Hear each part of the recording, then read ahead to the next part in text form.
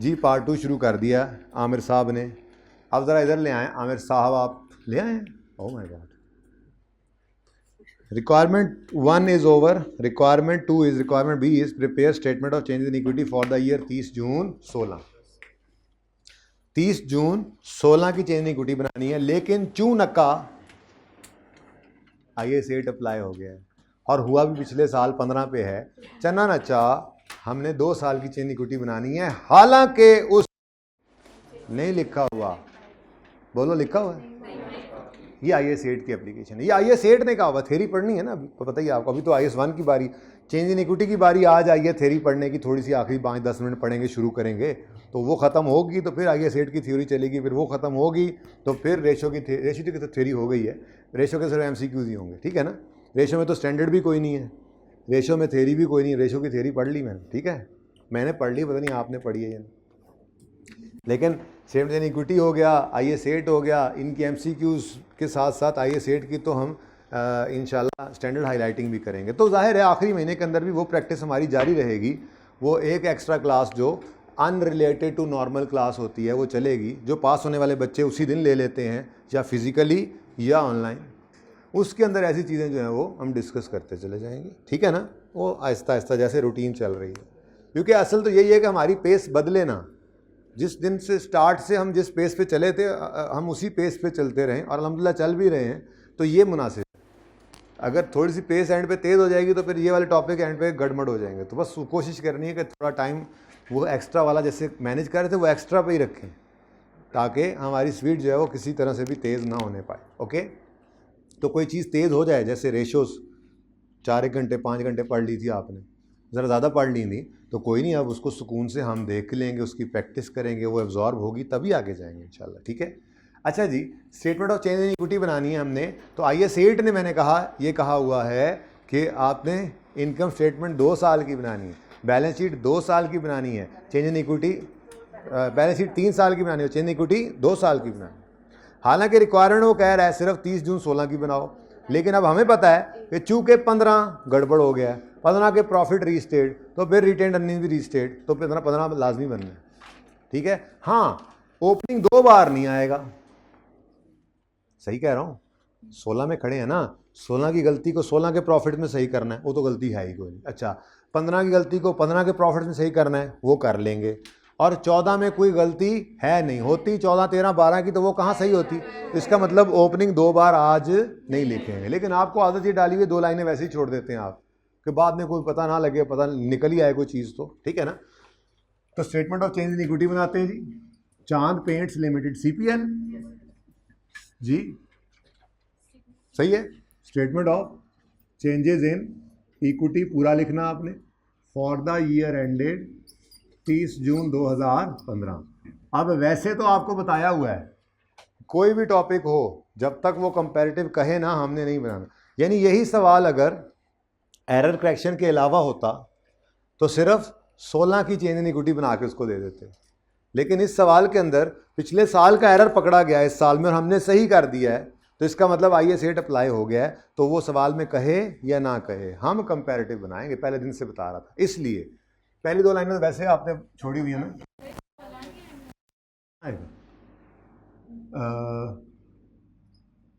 क्या कह रहे हैं जी, क्या गलती हुई है, कोई गलती हो गई है?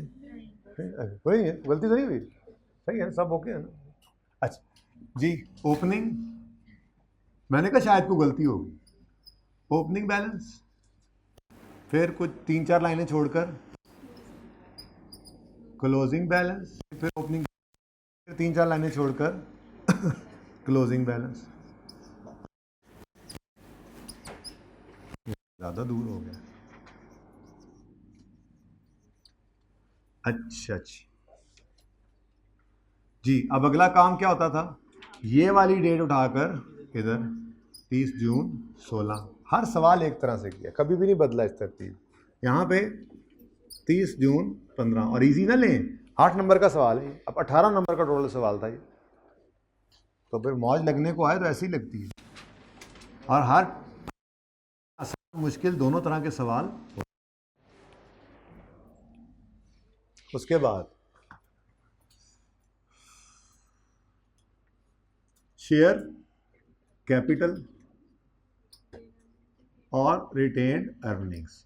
कहीं पे कोई रीवैल्यूएशन सरप्लस का जिक्र नहीं है, कहीं पे कोई जनरल रिजर्व्स वगैरह का असर तो कोई जिक्र नहीं है, तो मतलब नहीं होंगे।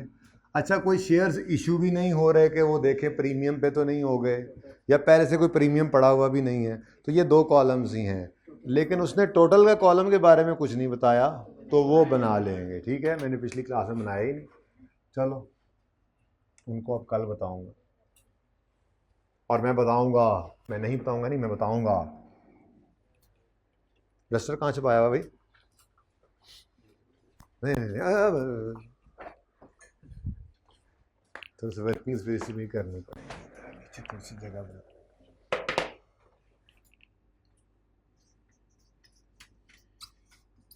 ओके जी, अब स्टार्टिंग पॉइंट हमारे पास अवेलेबल तो नहीं है कहीं?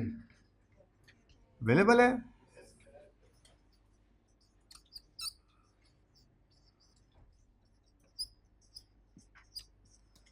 कहता है the share capital and unappropriated profit. ये क्या होता है? अंडरलाइन करके लिखो, पता है लेकिन फिर भी लिखो।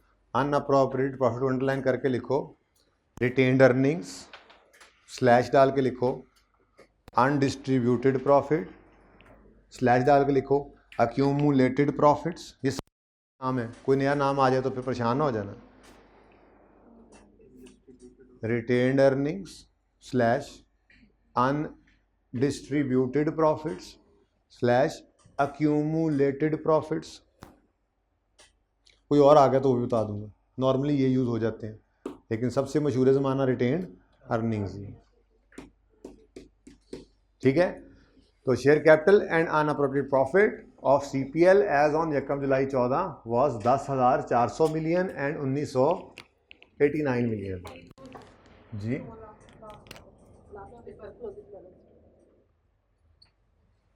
रुपीज इन मिलियन, ये क्वेश्चन करना है। ओपनिंग बताएं। 10,400, टोटल फिर कर लेंगे बाद में, आप लोग भी कर लेंगे। ऊपर जगह खाली वैसे ही रह गई, बस आपने छोड़ी थी कि हो सकता है आइए सेट अप्लाई हो रहा है कि पिछले साल में भी असर पड़ना जाए, पड़ा कोई नहीं।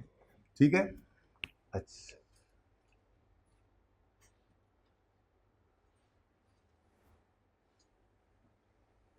इंशाल्लाह टाइम बचता हुआ नज़र आ रहा है कि हम थोड़ी सी थ्योरी पढ़ें। सवाल तो बस ख़त्म हो गया, सवाल में जान ही कोई नहीं। अगर आपकी तैयारी अच्छी है तो ये कोई सवाल था? अगर आप IAS 8 को समझ गए हैं तो ये कोई सवाल था? बल्कि सवाल तो कोई भी नहीं है मेरे ख्याल से। IAS 8 बहुत आसान है, एडजस्टमेंट्स ही डिफरेंट हो जाती हैं, कभी मुश्किल पेश आ जाती है तो आ जाती है, वो भी थोड़ी सी प्रैक्टिस से कॉन्फिडेंस आ जाता है कि यार सारा कुछ पढ़े हुए। जाहिर सी बात है FAR 2 तो यहाँ आ नहीं जाना, अब FAR 1 में कोई एडजस्टमेंट है तो हमारी पढ़ी हुई चीज़ों में से ही है ना, तो कोई नहीं, कोई प्लस माइनस अगर एडजस्टमेंट में हो भी जाए मार नहीं पड़ेगी, इंशाल्लाह आप बेहतर परफॉर्म करेंगे। अच्छा जी, ओपनिंग लिख लिया हमने। Detail of dividends declared are as follows. तो हमारे साल्स हैं 2, 15 और 16, नहीं 15 और 16। तो 2015 के अंदर क्या क्या आता है? Final of 14, interim of 15। 2016 में फाइनल 15, इंटरिम 16।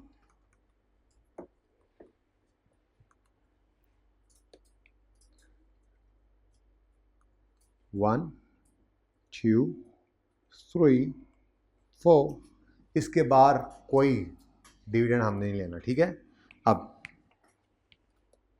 15 को पहले पकड़ो। अच्छा है कैश, ये बड़ी मौज है। ठीक है तो कैश वो बाद में देखेंगे।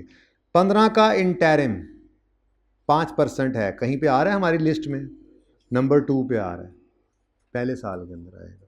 ठीक है, फिर फाइनल ऑफ 15 10% आ रहा है, बिल्कुल आ रहा है, ये नंबर 3 है। ये दूसरे, ये मंजिलें हैं ना, मंजिलें, ये पहली मंजिल, ये ग्राउंड फ्लोर है, ये फर्स्ट फ्लोर। तो वो 1 और 2 इधर आते हैं हमेशा, 3 और हमेशा इधर आते हैं, ठीक है ना। नेक्स्ट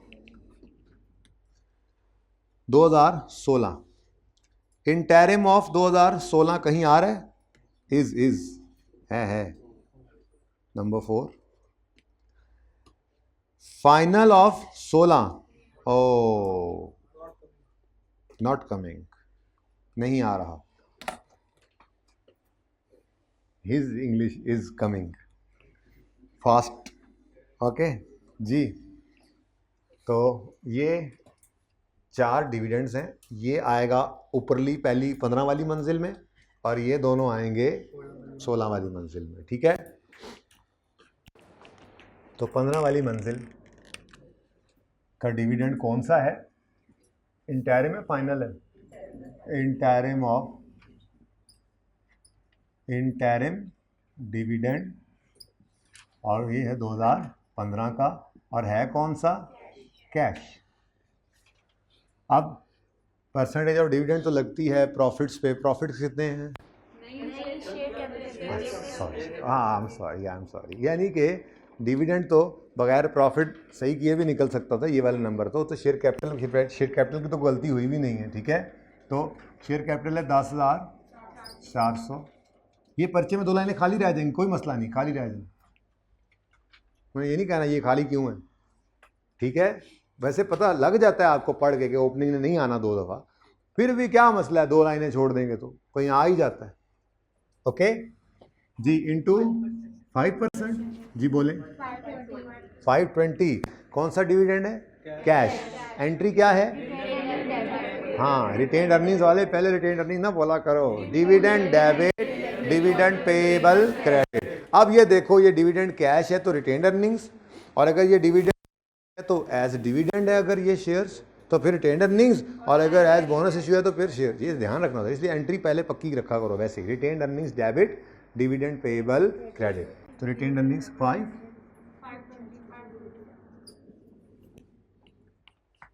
ठीक है जी। उसके बाद अगले दोनों डिविडेंड्स तो हैं अगले साल में, हमें क्या चाहिए? प्रॉफिट। प्रॉफिट तो चाहिए ना, गलत वाला कि सही वाला, वो तो निकालना पड़ेगा। नहीं, पर्चे में ना होता तो हम तो प्रैक्टिस करेंगे, फिर बाद में काट दूंगा मैं, ठीक है। गलत प्रॉफिट उठाएंगे, पुरानी तरतीब के मुताबिक गलत प्रॉफिट उठाएंगे, और इन सारी चीज़ों का असर प्रॉफिट पे ले लेंगे। मुझे पता है आपके दिल में आ रही है ब्लैक हटाए ना, नीचे पड़ा तो है सही वाला। नहीं, हम नहीं, ऐसे नहीं, ठीक है। हम तो अपने तरतीब पे चलेंगे कि ये ना होता तो क्या होता, ठीक है। क्योंकि ऐसी एडजस्टमेंट मुझे कहीं और मिल नहीं रही ना, तो यहीं पे अप्लाई करवा रहा हूँ कि इतनी ज़्यादा चीज़ें अप्लाई हो जाएं ज़रा, ठीक है। तो गलत प्रॉफिट कितना है जी? 4359, 15 का। तो प्रॉफिट 2015 का 4359, ब्लू मार्कर 12 एडजस्टमेंट्स करने लगा। वैसे तो यहाँ से भी देख सकते थे नोट है, लेकिन चलो इधर ही ठीक है अब जी। एक्सपेंस में इंक्रीज है, एक्सपेंस के बढ़ने से प्रॉफिट कम हो जाएगा, कितना? 330। ये वैसे ही काम करा रहा हूँ, करना नहीं है वैसे पर्चे में, लेकिन चलो अभी करना है, पहले करके फिर काट देंगे। ओहो अच्छा, ये तो पड़ा था, फिलहाल नहीं, ठीक है। नेक्स्ट, कॉस्ट ऑफ सेल में 27 रुपये का इंक्रीज है, डिक्रीज है? कमी है। एक्सपेंस है, कॉस्ट ऑफ सेल कम हो रही है तो प्रॉफिट बढ़ेगा, 27। नेक्स्ट है जी इंक्रीज इन, यहीं से देख लो, चलो यहीं से देख लो, increase in selling and distribution. मैं प्रैक्टिस करवा रहा हूँ कि ये ना होता, सिर्फ ये बनाना होता और ये एडजस्टमेंट्स होती तो कैसे प्रॉफिट पे इम्पैक्ट लेते, ठीक है। उन्हें 14 वाली लाइन ना दी होती, उन्होंने इस तरह से इंक्रीज डिक्रीज बताए होते तो फिर उनका इम्पैक्ट ले गए, ठीक है जी। उसके बाद सेलिंग डिस्ट्रीब्यूशन एक्सपेंस, ये दोनों बढ़ रहे हैं, इन एक्सपेंसेस के बढ़ने से प्रॉफिट कम होता है, माइनस जगह ही खत्म हो गई, ठहर जाओ, इधर आ जाओ, -105। नेक्स्ट, अदर एक्सपेंस में डिक्रीज है, एक्सपेंस की कमी से प्रॉफिट बढ़ जाता है, +48। प्रॉफिट पे इम्पैक्ट ले रहे हैं ना हम, ठीक है। उसके बाद अदर इनकम में कमी आ गई, इनकम की कमी की वजह से प्रॉफिट कम हो गया 82। ठीक है जी, तो आंसर क्या आ गया, बोलो, इसका कैलकुलेटर पे आंसर निकालो। 37, अब ये 3723 हमने क्या कर दिया है, रीस्टेट कर दिया है ना। उनके पास तो ये 4359 पड़ा था, तो हमने इसको क्या कर दिया, रीस्टेट। ठीक है, सही है, सीखा, समझ लिया। अब इधर देखिएगा, यही फिगर गिवन थी, यानी जब उन्होंने सारी गलती सही करके सही वाला प्रॉफिट दिया हुआ है तो हम सही वाला प्रॉफिट उठा के यहाँ पर लिख सकते थे। यानी अगर आप अवॉइड करना चाहते तो ये सारा कुछ अवॉइड हो सकता था, लेकिन मैंने आपकी थोड़ी सी प्रैक्टिस करवा दी। ओके, अच्छा चलें, अब मुश्किल वाला क्लोजिंग मैं खुद लिख लेता हूँ, आसान वाला आप कैलकुलेट करके बता दें। 22292, लेकिन इसमें ये ना सही, ये तो रीस्टेटेड है ना, बोलो, ज़रा स्मार्टली करके लिखेंगे।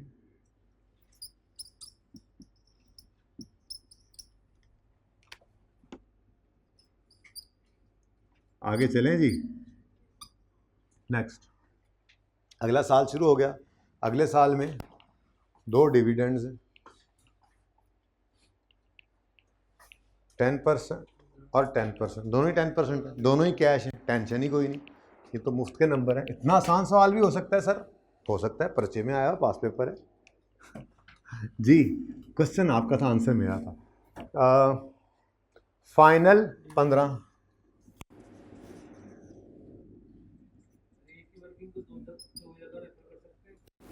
जी, फाइनल डिविडेंड 10 जगह कर सकते हैं। फाइनल डिविडेंड 15 कैश,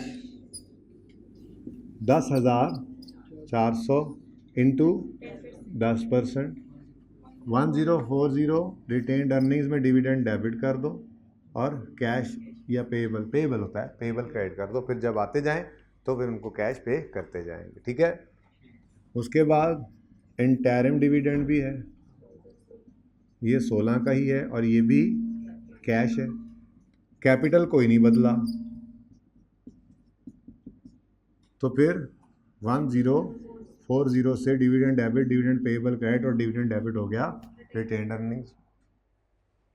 उसके बाद प्रॉफिट 2016 का, और वो सवाल में गिवन है 408, गिवन है ना, कोई गलती भी नहीं है इसमें कि सही करनी हो। कितना, 4089। चलो, मुश्किल वाली एज यूजुअल कैलकुलेशन मेरे ज़िम्मे ही आती है, मुझे पता है, मुश्किल काम तो मैंने ही करना है। चलो, 24 टोटल का कॉलम तो बना लोगे ना, अब पर्चे में भी ना छोड़ आना, वहाँ भी लिखा ना, एग्जामिनर बना लोगे ना।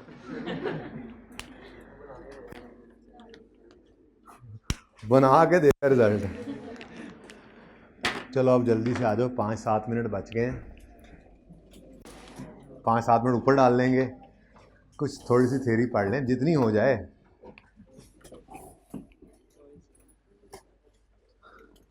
पिक्चर ले लिया आपने, आज कोई हैबिट में नहीं, आमिर भाई पॉज करके ले लेंगे ऑनलाइन में। जो मुर्तज़ा घर बैठा है, किताबें ये लेके नहीं गया, बेटा किताबें तो मैं खुद पहुंचाऊंगा तुम्हें रास्ते में, ये मेरे उसके बाद ना अगर वो कहे तो मैं ले जाऊंगा, ठीक है ना, उसका नुकसान हो जाए, ऐसे पढ़ाई का नहीं होना चाहिए।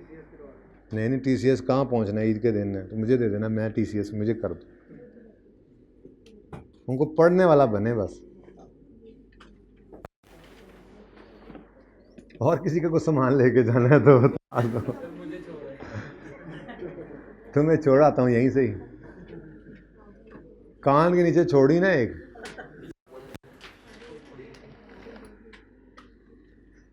ओके जी, statement of change in equity ज़रा ओपन कर लें, थ्योरी पे आ जाए, रहती थी।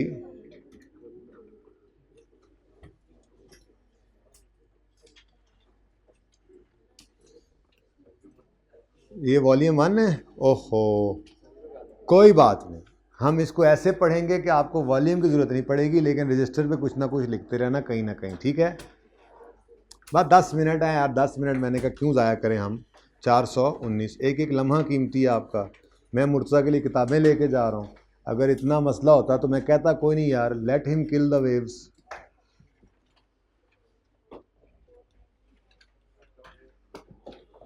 वैसे मुर्तज़ा तुमने अच्छा नहीं किया घर जाके, है ऐसे सूनी सूनी लगी है सीट।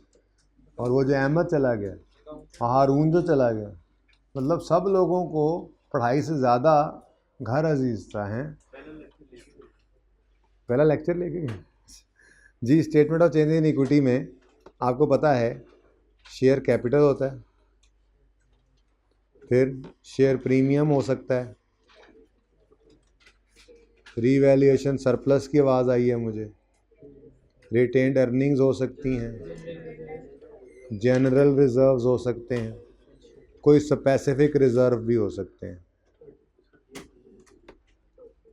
जनरल रिजर्व का मतलब ये होता है कि बस ऐसे ही अलग कर लिए हैं, बस रिटेन्ड अर्निंग में नहीं, अलग कर लिया, बस यार किसी बस इंशाल्लाह बिजनेस बढ़ाना है, इससे बिल्डिंग कंस्ट्रक्ट करने के लिए पैसे अलग कर रहे हैं, कोई ऐसे ही बस जनरल।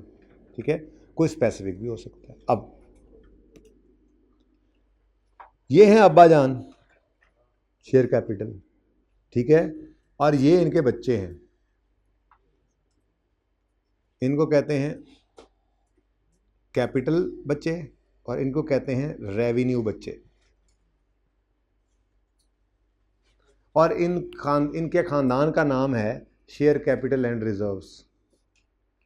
शेयर कैपिटल अब्बा एंड रिजर्व्स बच्चे, जिनमें बड़े बच्चे का नाम कैपिटल रिजर्व, छोटे बच्चों का नाम रेवेन्यू रिजर्व। ऐसे ही मैंने कहा, ठीक है। कैपिटल रिजर्व्स कौन से रिजर्व्स होते हैं? जिनमें से कैश डिविडेंड नहीं बांटा जा सकता, जो डिस्ट्रीब्यूटेबल एज कैश डिविडेंड नहीं होते, ठीक है।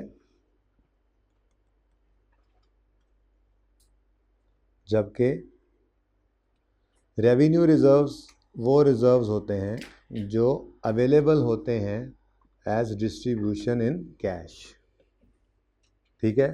ये बात समझ आई? अब बोलो, कैपिटल रिजर्व्स जो डिस्ट्रीब्यूटेबल नहीं है as cash dividend, revenue reserves जो डिस्ट्रीब्यूटेबल हैं एज कैश डिविडेंड, ठीक है भाई। इतनी सी बात ही बतानी थी। पिक्चर ले लें, किताब नहीं है ना, पिक्चर ले लें ताकि मैं पढ़ाऊँ।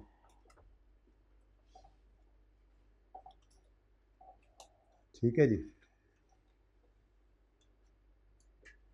किताब ओपन कर लूँ? आप इजाज़त हो? आप इतनी देर में तो यार बहुत कुछ हो जाना था, आपने तस्वीर नहीं खींची गई। कंपोनेंट्स ऑफ इक्विटी में वो कहता है equity is defined as residual interest. ये तो मैंने आपको बताया था ना, रेजिडुअल इंटरेस्ट का मतलब क्या होता है। फिर सुन लो, फिर सुन लो। वैसे मैंने बताया था, मैंने कहा था जी, मिसाल के तौर पे एक कंपनी है, नॉन करंट एसेट्स हैं इसके पास 200 के, करंट एसेट्स हैं इसके पास 50 के, 250। फिर इक्विटी एंड लायबिलिटी वाली साइड पर इनकी इक्विटी है 210 रुपये की, और लायबिलिटीज़ हैं इनकी, लेट से करंट नॉन करंट मिलाकर 230। तो बैलेंस शीट टैली होगी हमारी, ठीक है। अब अगर बिजनेस आज बंद हो जाए तो इक्विटी वालों को क्या मिलना है? सारे एसेट्स बेचकर इनकी लायबिलिटीज पे करके जो बचेगा, फिर देखें, सारे एसेट्स बेचकर सारी लायबिलिटीज पे करके जो बचेगा वो इक्विटी होल्डर्स का। इसलिए इसको कहा जाता है रेजिडुअल इंटरेस्ट, बच्चा खुच्चा इंटरेस्ट। क्या चीज़ जी? बच्चा खुच्चा इंटरेस्ट। जब कंपनी बंद होगी, सारे एसेट्स बिकेंगे, सारी लायबिलिटीज पे की जाएंगी, अगर कुछ बच जाएगा तो वो इनको मिलेगा, ठीक है। तो equity is defined as the residual interest in the assets of the entity after deducting all its liabilities. Equity is presented in statement of financial position, ठीक है जी, बैलेंस शीट में आती है, and consist of share capital, capital reserves and revenue reserves. समझ आती है बात? ठीक है, पहले बता दिया जी बेटा। 20 में से 10 रह जाएगा तो 10 मिलेगा, 20 में से कुछ नहीं रह जाता तो 1 रुपया नहीं मिलेगा। लेकिन घर से कुछ नहीं लाएंगे इनकी लायबिलिटी पे करने के लिए। ये है लिमिटेड लायबिलिटी कंपनी का कॉन्सेप्ट, ठीक है, कि यहाँ पर शेयर होल्डर सिर्फ वो 10 रुपये जो उसने शेयर कैपिटल फेस वैल्यू वाले पे करके शेयर खरीदा था, वो सिर्फ लायबिलिटी उसकी लिमिटेड है सिर्फ उस 10 रुपये तक, यानी उसका मैक्सिमम लॉस क्या है, 10 डूब जाएगा। लेकिन like partnership, like sole proprietor, personally है ये पर इसमें पार्टनरशिप में और सोल प्रोपराइटर में क्या होता है, पार्टनर्स या बिजनेसमैन जो होता है, जो वो ओनर जो होता है वो पर्सनली लायबल होता है बिजनेस की लायबिलिटीज़ पे करने के लिए। ओनर्स पर्सनली, ये पार्टनर्स पर्सनली लायबल होते हैं। लेकिन लिमिटेड लायबिलिटी कंपनी के अंदर सिर्फ कंपनी के जो इक्विटी है उसके जो उनकी जो इन्वेस्टमेंट कंपनी के अंदर सिर्फ उस तक लिमिटेड है उनकी लायबिलिटी। तो इसलिए इसको इक्विटी को कहते हैं। ये रेजिडुअल इंटरेस्ट मतलब एसेट्स बेच के किसी की लायबिलिटी नहीं देनी थी, सारा आप क्या ले जाओ घर, रेजिडुअल इंटरेस्ट जो आफ्टर पेइंग लायबिलिटीज बच जाए। अच्छा जी, शेयर कैपिटल में 2 तरह के शेयर्स होते हैं, ऑर्डिनरी शेयर्स और प्रेफरेंस शेयर्स। आगे उसने एक बात लिखी हुई है, यही जो समझानी है अभी आपको, अब नहीं, ये देख लेता हूँ, अभी भी हो गया 2-4 मिनट में होगी, बात तो हो जाएगी। फिर कैपिटल के अंदर नॉन डिस्ट्रीब्यूटर रिजर्व्स हैं, जिसके अंदर शेयर प्रीमियम नज़र आ रहा है और रिटेन्ड रिवैल्यूएशन सरप्लस आ रहा है। उसके बाद distributable reserves, retained earnings, general reserves, other specific reserve created out of retained earnings में से ही जाते हैं। मिसाल के तौर पर उन्होंने लिखा हुआ है डिविडेंड इक्वलाइजेशन रिजर्व्स। ये भी एक रिजर्व है, कंपनीज बना लेती हैं कि देखो कोई भी कंपनी के अंदर जो इन्वेस्ट करता है बंदा, बिजनेस में इन्वेस्ट किया हुआ है ना, अब उसके पीरियोडिकल रेगुलर खर्चे भी तो होते हैं। तो कंफर्टेबल हो जाता है इन्वेस्टर अगर उसको ये पता लग जाए कि हर साल मुझे 15%, 20%, लेट से 20% डिविडेंड मिलना ही मिलना है।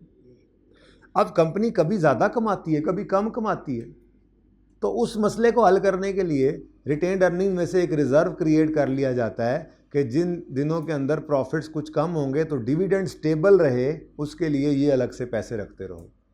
तो ये भी एक रिज़र्व है, out of retained earnings he create हुआ है, और ये भी डिस्ट्रीब्यूटेबल एज प्रॉफिट्स है। हाँ, आपने ये एंट्री कोई नहीं पढ़ी कहीं पर, dividend equalisation reserve debit cash credit. इसका तरीका यही होगा कि जब डिविडेंड के लिए इसकी ज़रूरत पड़ेगी तो इसको यहाँ से निकाल के वापस रिटेन्ड अर्निंग्स में ले जाएंगे और वहाँ से बांट देंगे। ठीक है ना, सही है, बांटना रिटेन्ड अर्निंग्स में सही है उसको, ठीक है। तो ये कुछ रिजर्व्स थे। फिर डिविडेंड क्या होता है, अब मैं टिक करता जा रहा हूँ, आपने पढ़नी है चीज़ें। Dividend is the distribution of company's earnings, ठीक है। Share capital, the term share capital refers to the amount of money owner of company have invested in business. ये रीड ऑनली करते जाना है, ये मैं टिक कर रहा हूँ ना, रीड ऑनली वाले हैं, ठीक है। ऑर्डिनरी शेयर कैपिटल होता है और प्रेफरेंस शेयर कैपिटल होता है। फिर कैपिटल रिजर्व्स, ये सारे पढ़ लें। मेरे ख्याल में मैं ना इसमें सिर्फ ये प्रेफरेंस शेयर्स वाली बात आपको समझा देता हूँ, बाकी मेरे ख्याल से कोई इतना बड़ा मसला नहीं है, उसको दोबारा भी कर लेंगे, ठीक है। तो आपने ये सारा कुछ पढ़ते आना है, बल्कि आप चैप्टर आज रीड करना है। मैं आपको समझाता हूँ अब प्रेफरेंस शेयर्स किसे कहते हैं। सारा चैप्टर रीड ऑनली लिख लें। ओके,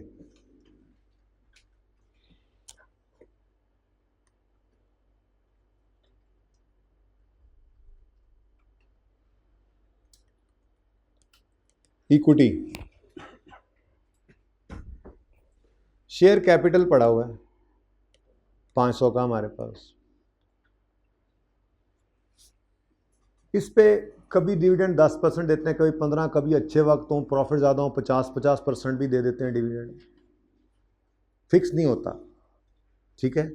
वैसे बाय द वे ये इक्विटी है तो इसका डिविडेंड जाता कहाँ पे है ये तो पता है ना, स्टेटमेंट ऑफ चेंजेस इन, जहाँ पे शेयर कैपिटल, रिटेन्ड अर्निंग्स वगैरह आ रहे होते हैं, ठीक है ना।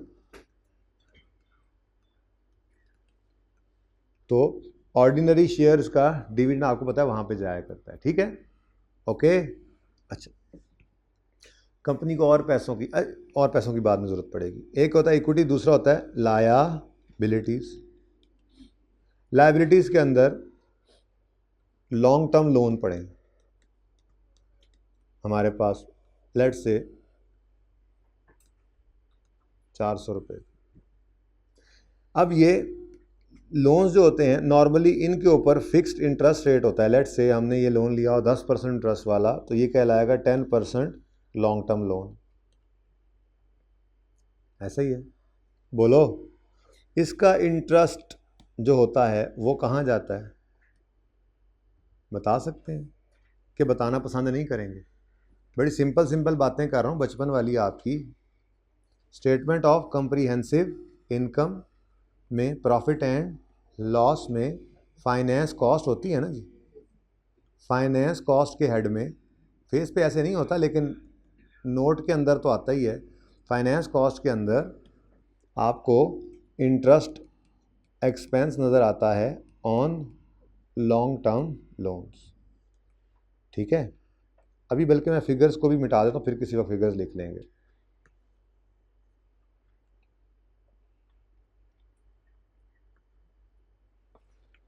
अच्छा जी, अब अगली बात,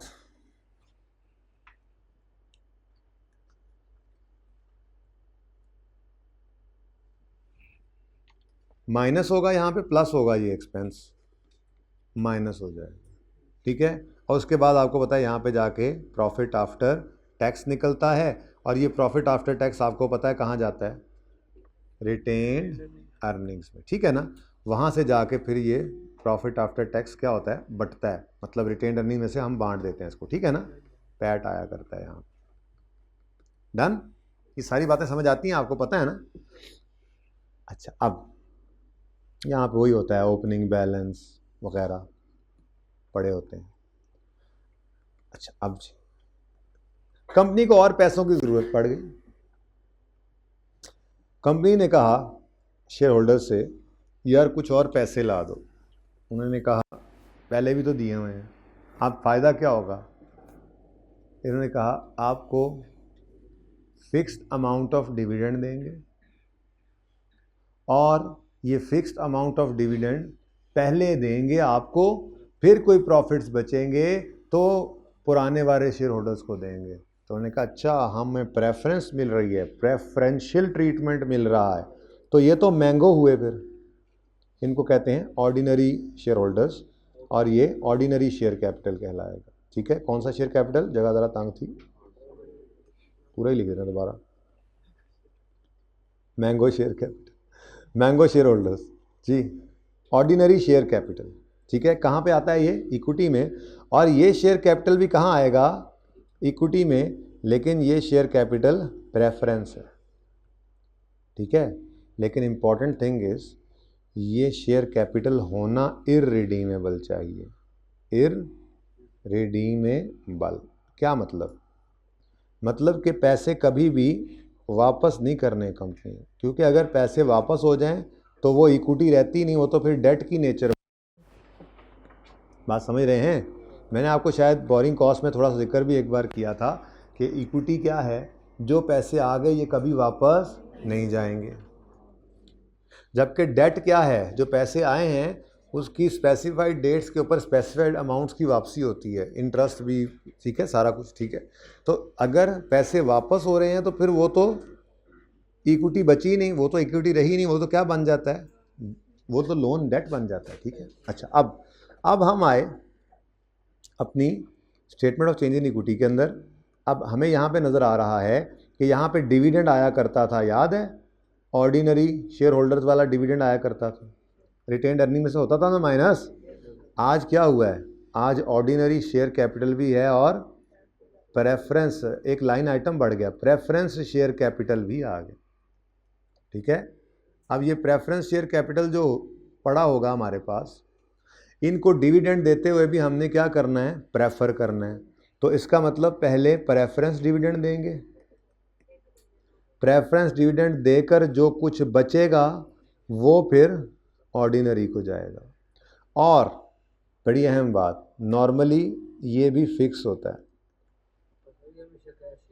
जी, कैश ही होगा। तो प्रेफरेंस डिविडेंड हमेशा fixed amount, normally fixed amount होती है और हमेशा इसको क्या मिलेगी, प्रेफरेंस ओवर ऑर्डिनरी शेयर्स। ठीक है, तो इक्विटी के अंदर आपके दो तरह का शेयर कैपिटल आ गया, एक ऑर्डिनरी, दूसरा प्रेफरेंस वाला। लेकिन ये जहन में रखना, ये कौन से शेयर्स हैं जो कभी पैसे अब ले गए ये वापस नहीं करेगी कंपनी, अनलेस कि कंपनी वाइंड अप हो जाए और वो रेजिडुअल इंटरेस्ट बचे। तो इक्विटी ये तभी बन सकता है। ठीक है, तो जैसे ये खुद इक्विटी, वैसे ही इसकी कॉस्ट भी रिटेन्ड अर्निंग्स के अंदर से माइनस होती है। जैसे इक्विटी की कॉस्ट डिविडेंड पहले माइनस होती थी, बस फ़र्क ये है कि पहला नंबर इनका और फिर तो ये एट द रेट ऑफ 12% है ना, और ये जो होता है ना ये डिफरेंट होता है। ये रिस्क ज़्यादा ले रहे हैं, ये रिटर्न भी ज़्यादा लेते हैं। अच्छे वक्तों के अंदर इनको फिर 50% भी मिलेगा। लेकिन ये जिन लोगों ने इन्वेस्टमेंट किया, इनको जो हर दफ़ा 12% मिल रहा है, फिक्स है, तो फिर ये फिक्स पे ही रहेंगे, ज़्यादा अच्छे दिनों के अंदर भी ये 12 पे ही रहेंगे। ठीक है, कम जी, कौन सी कॉस्ट, कौन सी कॉस्ट, प्रेफरेंस शेयर्स की कॉस्ट, इश्यूएंस कॉस्ट इक्विटी की है। इक्विटी की इश्यूएंस कॉस्ट तो इक्विटी के अंदर ही आनी है, रिटेन्ड अर्निंग या रिवैल्यूएशन, वो शेयर प्रीमियम जो भी अवेलेबल। ठीक है, हाँ यही पूछ रहे थे या कोई और बात है? मैं ये कह रहा हूँ कि इस इक्विटी की कॉस्ट क्या है कंपनी को पड़ रही, डिविडेंड। इस इक्विटी की भी कॉस्ट क्या पड़ रही है, डिविडेंड। मैं ये बात कर रहा हूँ, अगर आप कंफ्यूज कर रहे हैं तो मैंने इश्यूएंस कॉस्ट की बात ही नहीं की। मैं ये कह रहा हूँ कि ये जो कंपनी ने पैसा लिया है, इसकी कॉस्ट कंपनी को क्या पड़ रही है, डिविडेंड। ये पैसा जो लिया है, इसकी भी कॉस्ट क्या पड़ रही है, डिविडेंड। क्योंकि ये दोनों ही क्या है, इक्विटी है। इक्विटी है मतलब पैसे वापस कंपनी की जिंदगी में नहीं होने। बस फर्क सिर्फ ये है कि इनके डिविडेंड की परसेंटेज फिक्स है और प्रेफर्ड है। ठीक है, अगली बात, कंपनी को और पैसों की जरूरत पड़ी। कंपनी ने फिर कहा लोगों से पैसे ले आए, शेयर्स में इन्वेस्ट करें। उन्होंने कहा भाईजान पैसे आप लोग वापस नहीं करते, वापसी वाला को सीन बनाया। हमने कहा ठीक है, प्रेफरेंस देंगे आपको, डिविडेंड फिक्स करेंगे आपका, और पैसे भी वापस मिल जाएंगे आपको 5 साल 10 साल 15 साल बाद, यानी रिडीमेबल। क्या जी, अब ये तो डेट रहा ही नहीं, इक्विटी रही ही नहीं, ये तो क्या बन गया, डेट। जैसे लोन था उसमें तो यही था कि जी ये पैसे आप कुछ अरसे बाद दे देंगे और हर महीने आपको इंटरेस्ट देते रहेंगे। तो यहाँ पे भी क्या हुआ, यहाँ पे भी नई चीज़ आ गई। यहाँ पे क्या आ गया,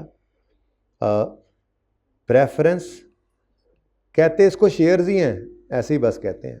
प्रेफरेंस शेयर कैपिटल है, लेकिन ये कौन सा वाला है, ये चूंकि रिडीमेबल वाला है, तो देखो मैंने लिखा ही कहाँ पे, लायबिलिटीज़ में। ये कैपिटल हो ही नहीं सकता, जो पैसे वापस हो जाने कंपनी की ज़िंदगी में, वो तो कैपिटल है ही नहीं, वो तो लायबिलिटी है, डेट है। ठीक है, और इसकी भी नॉर्मली जो है वो परसेंटेज फिक्स होती है। और अगली बात सुनो, इसकी जो कॉस्ट है, जैसे ये खुद लायबिलिटी है, इसकी कॉस्ट इंटरेस्ट जो है वो भी वहीं जाएगा जहां लायबिलिटी की कॉस्ट यानी इंटरेस्ट जा रहा है। बस यहाँ पे नाम सिर्फ लिखा होगा प्रेफरेंस डिविडेंड, बातों का ही डिविडेंड है, प्रेफरेंस डिविडेंड है। ठीक है जी, एट द रेट ऑफ 8%। लेकिन ये किसका डिविडेंड है, प्रेफरेंस डिविडेंड किसका है, ये किसका है, रिडीमेबल का। और इररिडीमेबल वाला कहाँ जाता है, ये इररिडीमेबल वाला है। ओके, ये कुछ डिस्कशंस। ठीक है जी, ये आपको पता होना चाहिए। अच्छा, अब वो जो एक रेशो के अंदर लिखा हुआ था, चलो वो जो रेशो के अंदर लिखा हुआ था वो फिलहाल छोड़ो, वो फिर कल बताऊंगा। ठीक है ना, वैसे चलो, वैसे हम, हाँ सुनो, हम ये बात कर रहे थे रिटर्न ऑन इक्विटी में। रिटर्न ऑन इक्विटी के अंदर हम ये कह रहे थे कि पैट में से प्रेफरेंस डिविडेंड इररिडीमेबल वाला माइनस करो। क्यों, क्योंकि जो ऑर्डिनरी शेयर होल्डर है ना, ये उसकी रेशो है, ROE जो है, रिटर्न ऑन इक्विटी। वो बेचारा तो बिल्कुल ही एंड पे खड़ा है। पहले तो वो पैट को देख लेता था, लेकिन जब ये भी आ गए तो वो तो पैट में से पहले ये भी माइनस करेगा, फिर वो बचा खुचा देखेगा, तो ये माइनस हुआ था। बहरहाल बात करेंगे इसके ऊपर, वैसे ही छेड़ दिया ज़रा मैंने, एक रेशो के अंदर भी यूज़ हो गया था, वैसे इसको थ्योरी के अंदर भी यूज़ करना है आपने। ठीक है, तो कैपिटल दो तरह का होता है, एक ऑर्डिनरी, दूसरा प्रेफरेंस।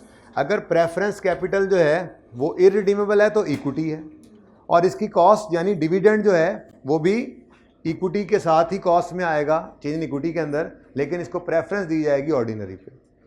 तो क्लासिफिकेशन इसकी इक्विटी में इक्विटी के साथ, और इसका डिविडेंड रिटेन्ड अर्निंग्स में इक्विटी वाले डिविडेंड के साथ, लेकिन इसको क्या मिलेगी, प्रेफरेंस। और अगर आपका प्रेफरेंस शेयर कैपिटल रिडीमेबल है, वापसेबल, तो वापसेबल इक्विटी नहीं होती, वो लोन है, तो कहाँ नजर आएगा, लायबिलिटीज में। और उसकी कॉस्ट यानी डिविडेंड जो है वो बस नाम का ही डिविडेंड है, वो नजर कहाँ आएगा, फाइनेंस कॉस्ट में।